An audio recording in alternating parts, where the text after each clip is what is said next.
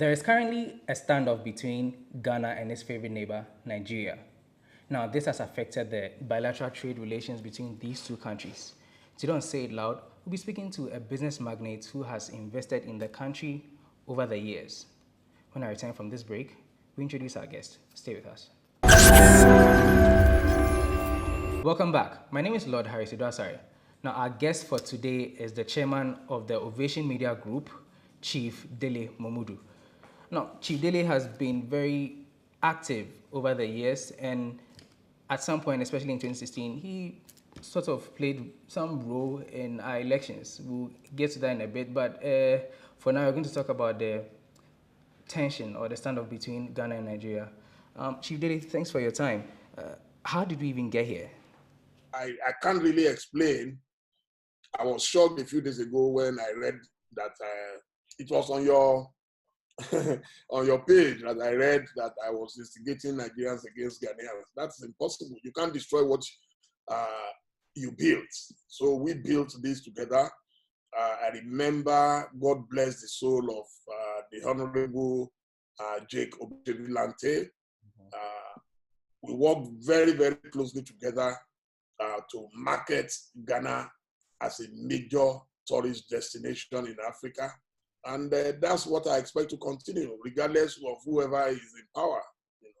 Okay, with that, you have been quoted as saying that Africans are better treated in Europe and the Americas than in the continent and neighboring countries. How is that? I mean, it's obvious. I mean, don't forget that just last year we had the case of xenophobia in South Africa, where most Africans were being beaten up.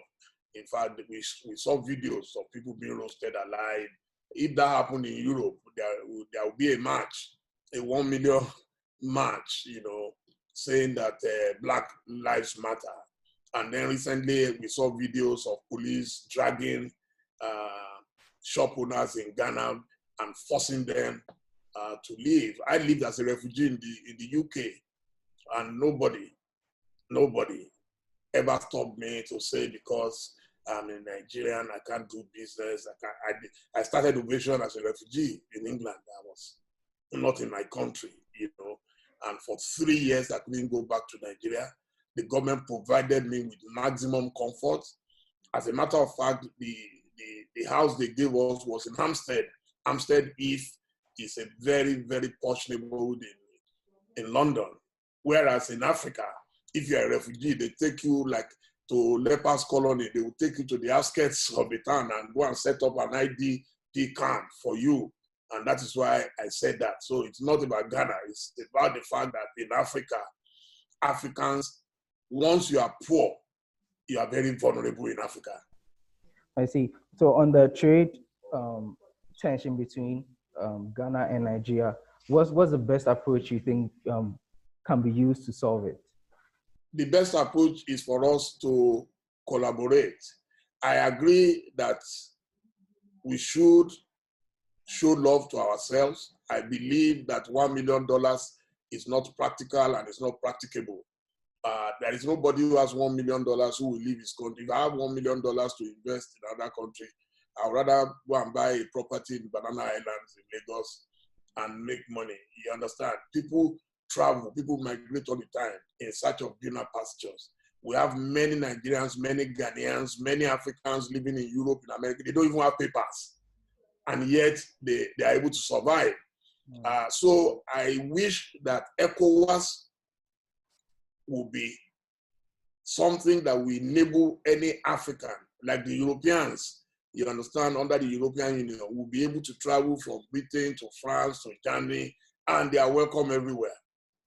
With that being said, do you think it's because of the law systems in place in several African countries?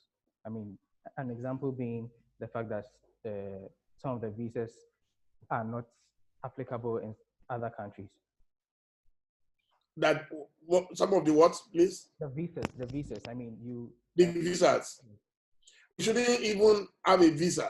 I commend Ghana at least for making it possible now for any African passport to come to Ghana, and then you can get your visa on arrival.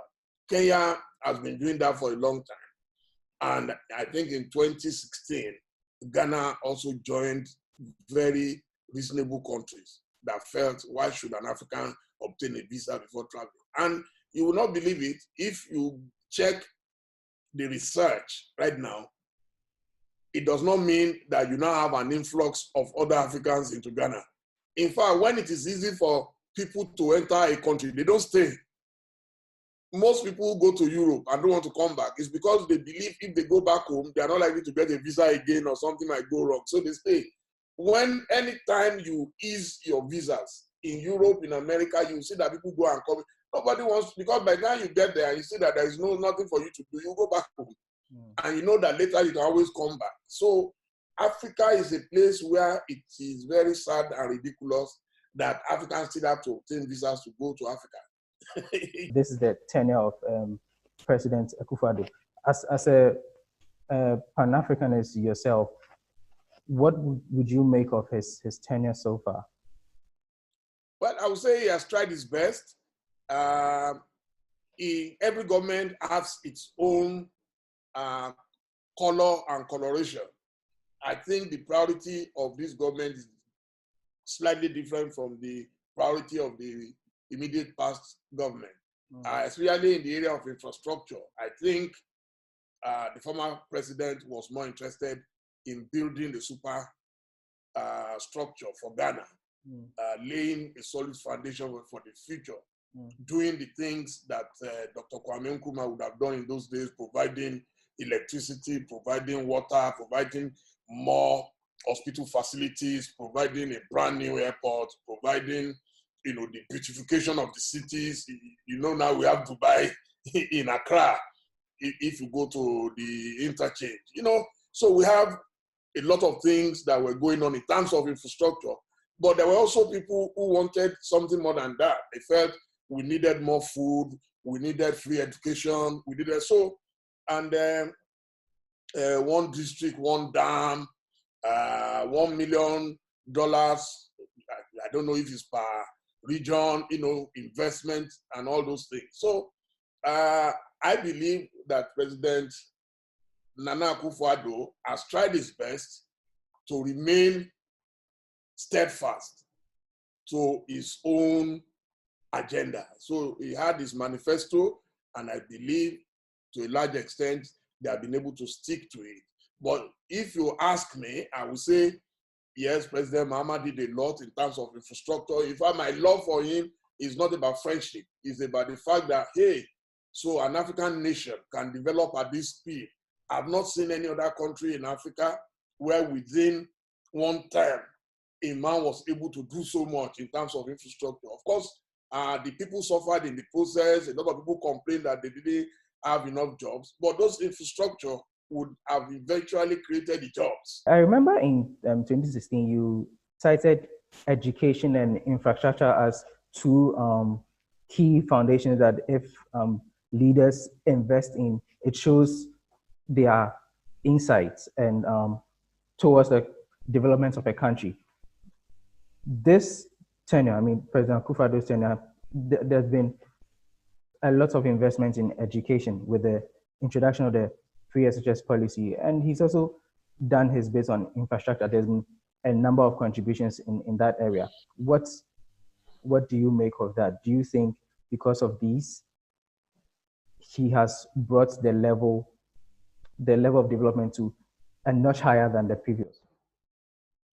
I don't know. So again, I have not spent much time in Ghana these days, and this year in particular because of COVID, I haven't been around. So I've not been able to interact with the people. I'm one person. I love Ghana so much that I even interact with trotro drivers. I go to Labadi to eat my omutu on Sunday. So I'm able to sit down to know. I go to Antimwini to go and buy my wache. I'm a Ghanaian, in spirit. So, but I know there were also complaints about the quality of education. We had a similar problem in Nigeria in the past, where a particular government in Lagos State declared free education, and people were now sitting under the trees. People were sitting in the rain, and then a lot of them could not even get entrance, there was no enough provision for them to even get a school to go to. Okay, education is free, but where is the school? Education is free. What is the quality? Education is free.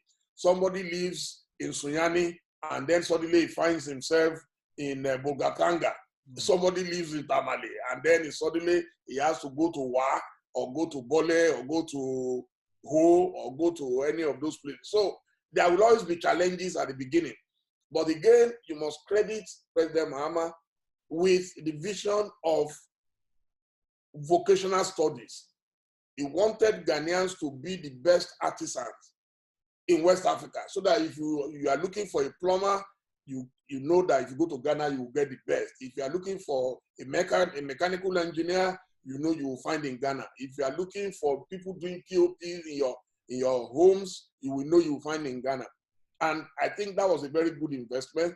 And then it built a lot of new schools, quality schools, well equipped with computers, with everything. A lot of these schools, I saw that they were overgrown by weeds the other day. And I'm like, hey, Mama didn't spend his personal money to build those schools. So how come we're not using those schools? The hospitals he built, if he hadn't built them, just imagine what would have happened this COVID season. We would have to build marquees on fields, in stadium in Nigeria, just for us to be able to have isolation centers. Ghana didn't go through that suffering. Look at your airport. I saw the president moving around the airport a few days ago. I was so impressed. You know, he was personally supervising and everything. If there was no airport, there would be nothing to supervise, you know. And then you can see the upgrade going on in Kumasi. You can see the market now in Kumasi. You can see the stadium now in Cape Coast. So for me, I am very, very passionate about developmental projects. Okay. We may suffer today, but I believe Africa must join other nations in developing and developing very fast. What makes a country develop is not the amount of poor people who just live from hand to mouth, but tangible development, infrastructure that we can see. And I would appeal that whichever government comes next year, they should look towards that direction, that Africa must go beyond just feeding and existing on handouts. You think that has not been well executed in the last 4 years? I mean, there was the introduction of the how do you call it, planting of food, and then several other projects. Oh no, I've not condemned anything that the government has done. I'm telling you my preference. You asked for my preference, and I'm telling you my preference, that I want a situation where I remember, for example, the fishing community in the past. I mean, it was thriving in Ghana. Ghana used to have one of the biggest in West Africa. I'm not sure I see the same enthusiasm, you understand, in the fishermen these days. And I read everything out of Ghana. I mean, if you love a country, you want to know what's going on there. And I can see that it seems that a lot of those things are not as vibrant as they were. So that's why I said the priority of this government. Again, I'm not sure if the government has succeeded in marketing itself, especially to those of us from the outside. How? You know, under President Mahama, they had what they call a green book. In that green book, they had all their projects and everything. In fact, the projects were so good that people started doubting if they were real. They said they were photoshopped and all that. So I'm expecting that this government will be able to do something like that and preserve its legacy permanently. It's very important for people, because if I didn't see that airport, I wouldn't know how many people go to the airport. In a country of 27 to 30 million people, how many people can actually come to Accra to see that there is a Terminal 3 at Kotoka International Airport? You understand? So I would like to see a well-documented, either on video or in a book form, the projects of this government. And that would be very exciting for me. I'll be willing to help to amplify it. So yeah, in that regard, this government, instead of introducing a book, they have this bi-weekly updates that the various ministries do. So they interact with journalists and the public on updates on what they've done so far. You haven't seen any of these? No, I haven't seen any of that, but I am telling you now, as a brand expert, that how many people would stay at home these days, for example, to watch television or to listen to radio? You understand? A lot of people are busy. People like me, I can't remember the last time I listened to a radio. I'm on the move. But if you have a catalog of what you have done, and if possible, say in the area of infrastructure, hospitals, Mahama built 3 hospitals, we built 6. Mahama built new airports, we have built our own. Mahama, this was the water capacity that was flowing. This is what we have done. In terms of beautification of the city, Mahama built Dubai, we have built Qatar. You understand what I'm saying? Be a direct comparison in the form of maybe infographics or video out there put out by this government. Yeah, so people can see. There will be no argument. You understand? You see, like they say, action speaks louder than words. So let your action be visible enough that nobody can contradict it. Do you understand? Nobody today, for example, can deny that, hey, there is a beautiful Terminal 3 in Ghana. Nobody can deny it. The hospitals, nobody can deny that today there are these new 1,000 bed capacity hospitals in Ghana between Legon and the other one, you know? So these are the things that people want to see. But if you are describing, you are using mouth to describe that I did this, I did that, a lot of people might not agree. And I mean, if you've done so much, don't waste it. Let the people know. Chief, with regards to that, there have been, I mean, several times actually, when you visit the president's social media pages, say Twitter, Facebook, and even the, as well as the information minister's pages, you will see a catalog of projects that the government has been able to initiate. I mean, quite recently, there was a trend that was going on about the first person to have done this, and the president got on board, spoke about the fact that he was the first person to have commissioned some world-class road intercessions and several other projects as well. So I think when you go to the social media handles, you see. That's what I'm saying, that a lot of people, I use social media a lot, okay? And you know that on Twitter and Instagram in particular, I am very well known. I have 1.3 million followers on Twitter, and I have over 600,000 on Instagram. I am telling you that today, if you ask me on top of my head to remember any of those things, it might be difficult. And I'm not just a regular person. I'm someone who is very, very interested in seeing that there is development in Africa. I don't care who is in power. I'm just interested in development. My admiration for President Rawlings was the fact that at a time everybody thought Ghana was down and out. He came and he started rebuilding and laying new foundations. You may disagree with Rawlings, but he did excellently well for Ghana. Then when President Akufo came, I was already in Ghana, and I saw what he was doing, and we had access to him, and we were able to take pictures all across Ghana. You understand? Which we showed to the whole world, and that's how people started coming. When La Palm Beach Hotel was being built, we were the first to photograph it, and then Nigerians started pouring in there. Labadi Beach Hotel, when Her Majesty the Queen, of England came to Ghana, we were the official magazine. We were able to take pictures. So I'm looking forward to a day when at least I can have access to those developmental projects that you are mentioning now. The only reason I remember President John Mahama is just because those pictures stuck to my brains. As I'm sitting here now, in Ketia Market, I think that's what it is called, in Kumasi, I can see the structure because I've never seen a market like that. What's the name of the market? In Ketia Market, yes. So I remember it. It's already ingrained in my system. I can picture it from here. The stadium in Cape Coast. I can remember it, colorful. The boxing arena, Buxom or something in Accra. Bukom. Eh? Bukom. Bukom. Aha. You know, all those things are ingrained. Then the Dubai, the fountains and all those things. I can remember them. Why? Because they were properly documented. And it's an advice which they don't have to take. If you have done things that are superior to that, don't waste this opportunity to put it out there. Especially in an election year, you should be able to show people concretely. I remember the housing projects of Mahama. I've never seen those housing projects anywhere. You could be anywhere in Europe. Those multicolored houses and all that built, and they are there. Nobody is occupying them at the moment. You know, I don't know why it's not being occupied and all. So these are things that I'm hoping that this government too can do.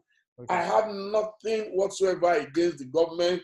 I wish them the best of luck, but I believe that as Africans, we want them to set good examples. When I saw the president in the airport a few days ago supervising himself, in fact, Nigerians were saying, hey, Nigerian leaders, see yourselves, so you can't do this. You understand? Everybody likes something good.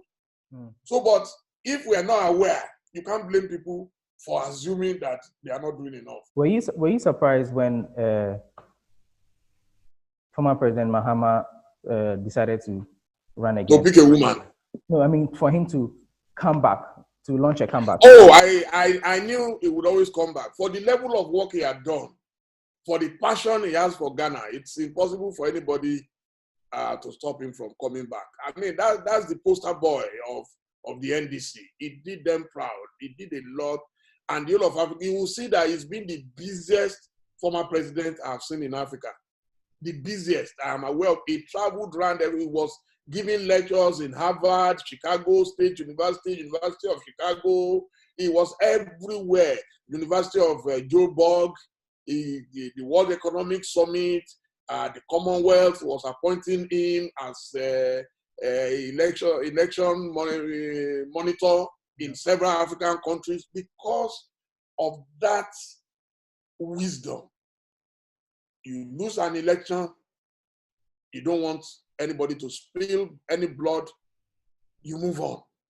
So he has joined the pantheon of great Africans who have made Africa very proud. Okay, but the tag of corruption is still being bombarded at him. Do you think that will denigrate and mess up things in any way? Oh, I've never seen anybody in opposition who has not accused the ruling government of corruption. Right now, Mahama every day talks about corruption against the current government because he's in opposition too. So I don't have the facts. He probably has the facts. He said, for example, that the sovereign wealth of Ghana has been mortgaged by sending it to a place where you don't know who the directors are. You don't. So every government goes through that allegation. There have been allegations of nepotism against the current government by Mahama, saying that you are putting only your relatives in government and all that. There have been allegations that the government itself is overbloated with too many ministers in your cabinet. So there will always be allegations and counter-allegations. But the thing is that there is no government that is a saint, and there is no government that is a Lucifer. Everybody will have something good about them. No government is perfect. Okay. As a veteran journalist yourself, and going into the elections, how do you think journalists in the country should approach it? They should be very objective as possible. I see that the Ghanaian media is very similar to the American media.